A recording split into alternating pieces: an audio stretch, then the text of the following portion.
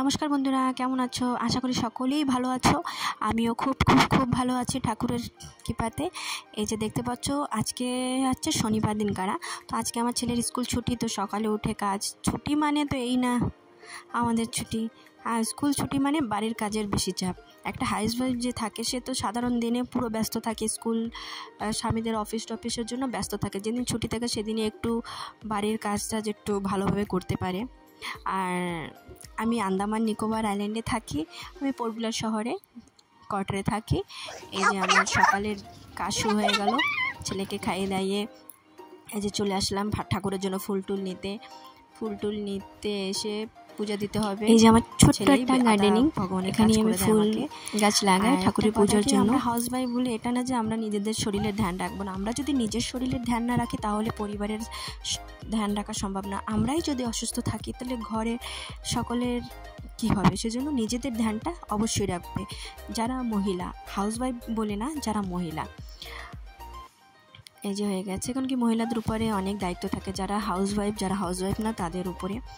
সেজন্য বলছি, এই যে ছেলেকে ঘুম পড়িয়ে খাইয়ে দুপুরের তা রান্নাবান্না করে খাওয়া দাওয়া করিয়ে সকালের তা কমপ্লিট করে এখন সাফ সাফাইয়ের কাজ। শনিবার দিনকারাই সময় পাই, তাই শনিবার দিনকারাই আমি একটু সাফ সাফাই করি। রান্নাঘরটার এগুলো বোতল কেন কি এক সপ্তাহের মধ্যে সব পুরো নোংরা হয়ে যায়, তো এর জন্য সাফ সাফাই করে করতে হয়। তার জন্য আমাকে তোমরা কমেন্টস করে বলবে কে কে হাউসওয়াইফ আমার ভিডিও দেখো, প্লিজ আমাকে কমেন্টস করে বলবে, আর কি কোথা থেকে আমার ভিডিওগুলো দেখছো।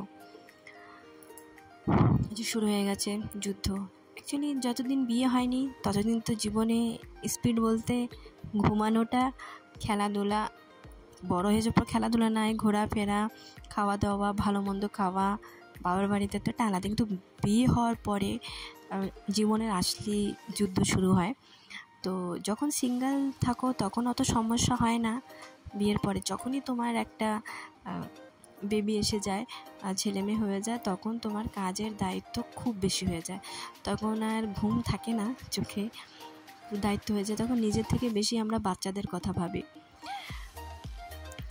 কার বাচ্চা কেমন হবে বড় হয়ে কেউ বলতে পারে না। হ্যাঁ, কিন্তু মারা পুরো চেষ্টা করে, বাবা মারা চেষ্টা করে তার বাচ্চা ভালো হোক। সকল বাবা মা চায় যে তার বাবা মা ভালো পারভারিশ দিতে পারে। সবাই দেয়ও, অ্যাকচুয়ালি বাবা মার কোনো দোষ থাকে না। বাবা মারা পুরোপুরি বাচ্চা হয়ে যাওয়ার পরে তাদের উপরেই ফোকাস করে। যেরকম নিজে থেকে বুঝলাম, নিজের জীবনের ফোকাসটা কম হয়ে যায়, নিজের চাওয়া পাওয়া সবই কম হয়ে যায়।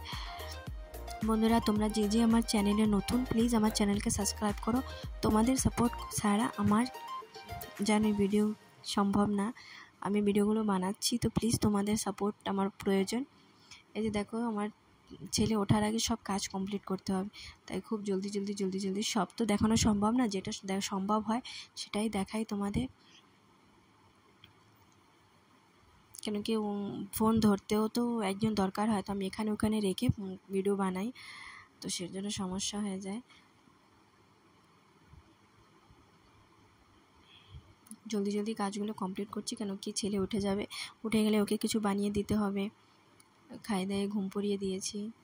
বাচ্চার তো কাজ থাকেই, সানডের দিনকার ওর হোমওয়ার্কগুলো কমপ্লিট করানো থাকে স্যাটারডে সানডে।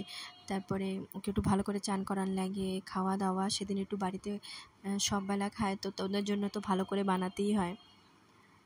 আমি জানি যারা হাউসওয়াইফ তাদের জীবনটা অত ইজি না, সেটা আমি একটা হাউসওয়াইফ হওয়ার পরে বুঝলাম। তাই আমাদের মা ওরাও অনেক কষ্ট করেছে, তারাও তো হাউসওয়াইফ বেশিরভাগই, তো তারা অনেক করেছে। আর যারা জব করে ঘরের সঙ্গে সঙ্গে বাইরে কাজ করে তাদের তো হ্যাটস আপ, তারাও অনেক কষ্ট করে।